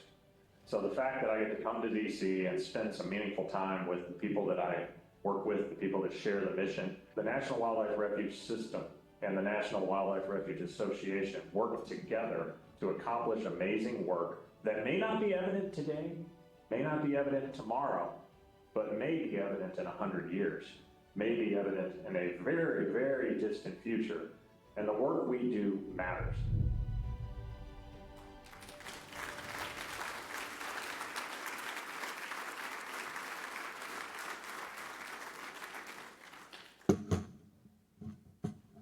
Thing's pretty heavy, but nice. Okay, Paul Craigle Award for Refuge Manager of the Year. David Lucas from the Colorado Front National Wildlife Refuge Complex, which encompasses Rocky Mountain Arsenal, Two Ponds, and Rocky Flats National Wildlife Refuges. I just realized I've known David for a lot of years. I was checking with him when we were standing over there how many it's been. So 20 years ago when he was in the Atlanta office. So you're a long ways from Atlanta now. Well, I guess you're a long ways from Colorado, too, actually. But so anyway, it's really an honor for me to be able to recognize him tonight. David's notable accomplishments include transformation of Superfund sites. Under David's leadership, the Rocky Mountain Arsenal and Rocky Flats refuges have been successfully rehabilitated from former Superfund sites to thriving national wildlife refuges. Grassland habitat restoration. David's overseen the restoration of 15,000 acres of shortgrass prairie, mixed grass prairie, and riparian habitats. This also includes the reintroduction of the endangered black-footed ferret and managing a healthy bison herd. Community engagement and accessibility. David's expanded access to refuges by installing ADA accessible trails and fishing piers and creating urban connections to underserved communities. Youth and career development. By partnering with local youth organizations, David has created career paths from internships to full-time employment and conservation, mentoring the next generation of environmental stewards. The Colorado Front Range National Wildlife Refuge Complex, under David's guidance, serves as a model for urban wildlife conservation, offering invaluable habitats for species like the black-footed ferret and bison while providing enriching nature experiences for urban residents. David's work clearly exemplifies the legacy of Paul Craigle, combining effective habitat management with community outreach and education. Cynthia. Thanks, Jeff. Not to take anything away from you, David, but Robert, I don't think I've ever seen 3 standing ovations for one awardee winner. But tonight, we do have the privilege of honoring an exceptional leader whose transformative vision and unwavering commitment have really set a high standard for conservation.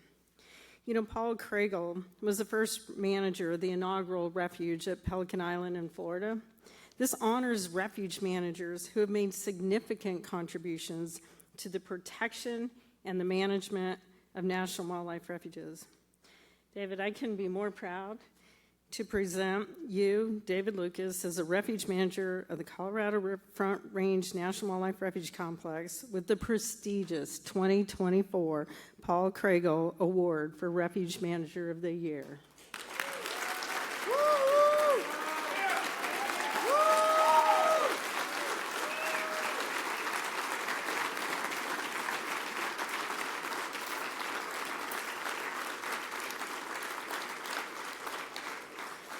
You see, David's career and his leadership are truly a shining example of what this award represents, and under his, and it doesn't even pain me to say, exceptional leadership.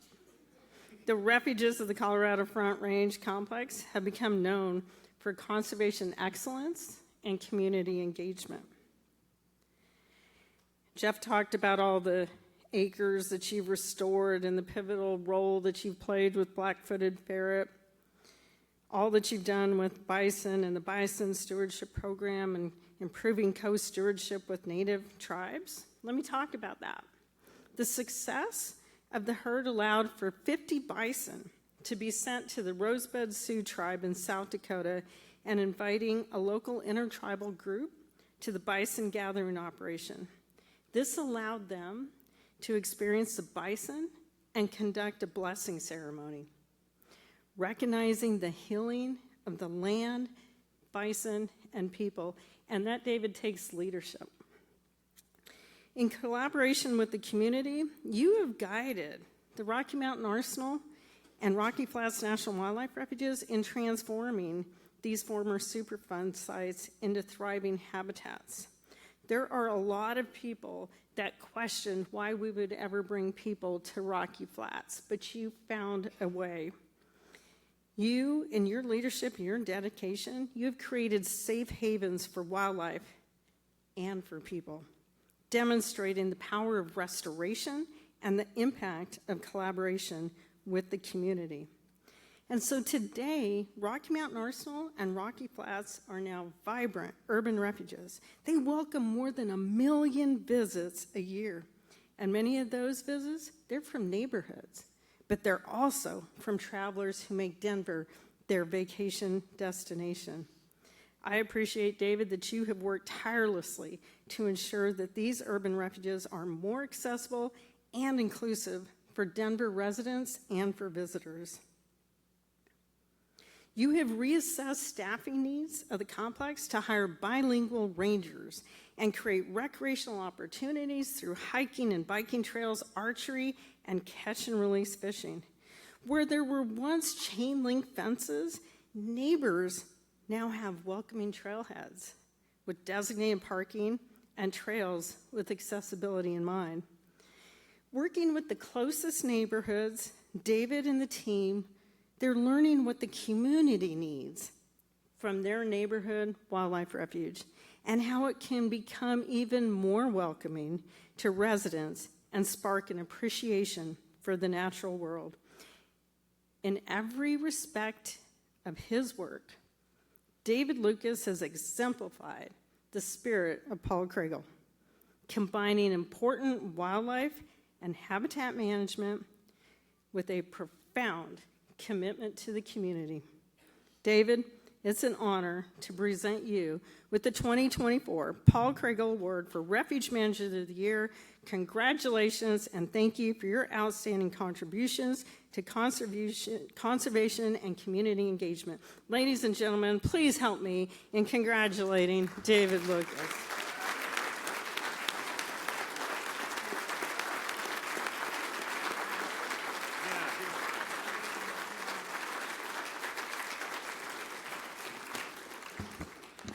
All right, I know we're a little bit over, but that's a testament to the power of what we've been talking about, that we need to recognize one another and how important it is, and we'll learn.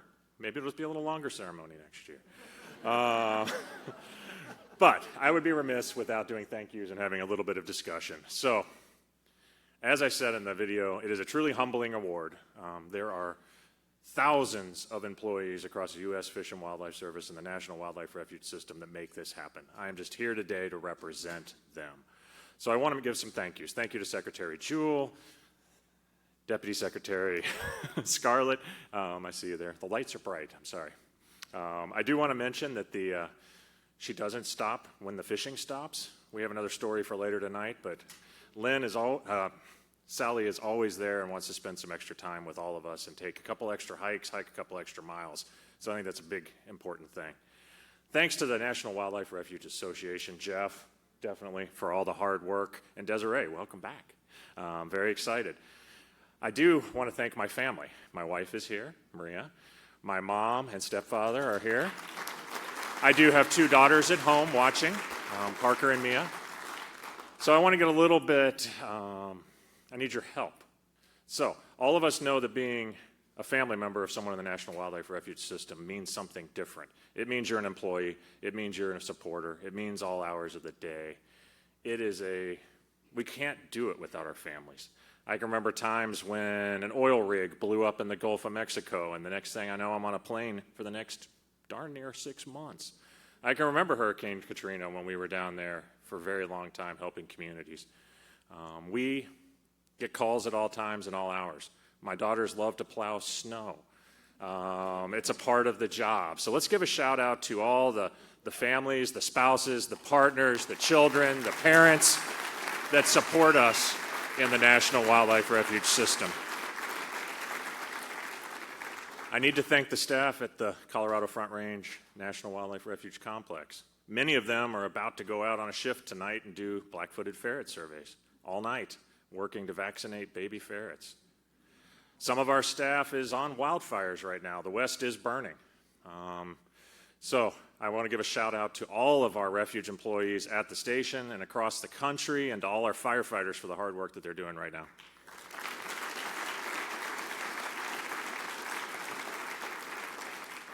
I want to thank all of my supervisors and mentors. It's pretty amazing to be here tonight and sit at a table with some of my mentors when I was a younger man, and to see all of my bosses who traveled here all the way from Colorado and other places to join in this honor and this recognition. So we all have bosses. We all love them. So let's give a shout out to them.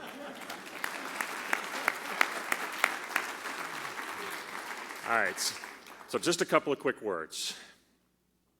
Fish and Wildlife Service has gone through a values journey here recently, which is pretty cool.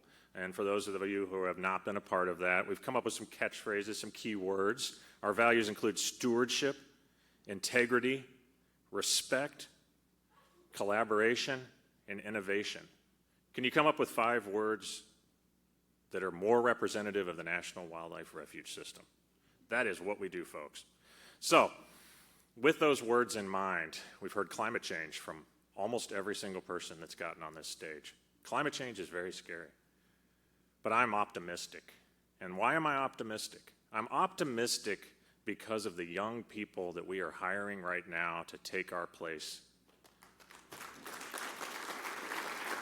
This next generation shares an enthusiasm and a desire to fix this planet. I want to be a little bit harsh on us because they do hold us, all of us in the room, partially responsible for the climate crisis. And we need to do more. We need to be more aggressive. We need to do better. But I am optimistic. I'm optimistic that the future decade, 20 years, these folks can make a difference and can help to heal, repair the damage that has occurred, and will take us to a better place. They are a wonderful group of people, but what do they need out of us? They need mentoring and they need storytelling, right, Wayne? Absolutely. They need us to tell the stories and share the stories of why the refuge system is important and why we have done the things that we have done, and we don't need to tell them this is the way we've always done it. We need to seek that innovation, we need to support that innovation, and we need to work with these folks to become the next generation of National Wildlife Refuge System leaders. And with that, have a wonderful evening.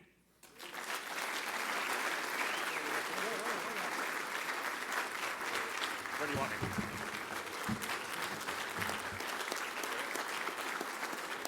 Oh, Martha Salad? Man, all of them. You're going to bring the heat. Bring the heat. We're going to look this direction. Can we slide over? No, Okay, do you want us to do something different here than we're doing? Yeah, I can get in the back. No, No. I know. you. Does that work? Can you see everyone? Does that work? We can maybe get a little closer.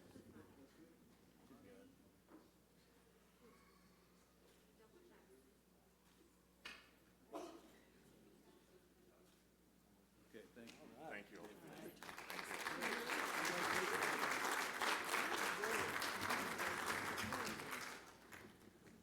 Okay, that actually brings us towards the end of the National Life Refuge Awards dinner. Although, I've got two quick announcements, and I'm going to turn it over to Wayne to bring us on home. One is, when we're finished up here, everybody go across the way. There's still drinks and desserts, all kinds of desserts available for people. Anybody wants to stick around for that, so that'll be pretty fun. Also, I would like to invite back up the secretaries, the director, and everyone who got an award. So we're going to take one final picture up here of get everybody before you go over there. So those folks who got awards and the people I just mentioned. And Do you think they'll fit on the stage? yes, Okay. I do. We're going to move this thing. It'll work All right, okay. all right. So, and the final thing I want to do before I turn it over to Wayne is thank Wayne. This is like many years.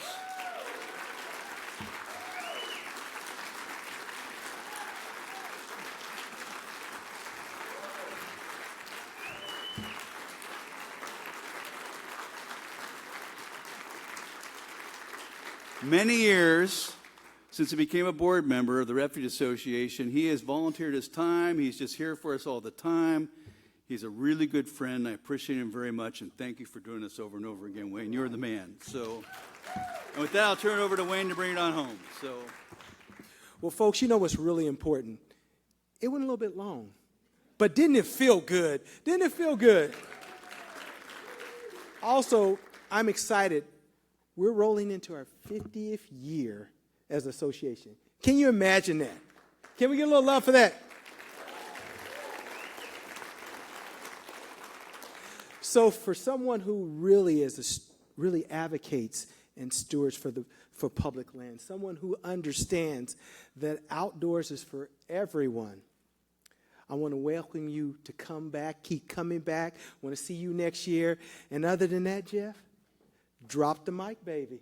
thank you, everyone. How's it going, guys?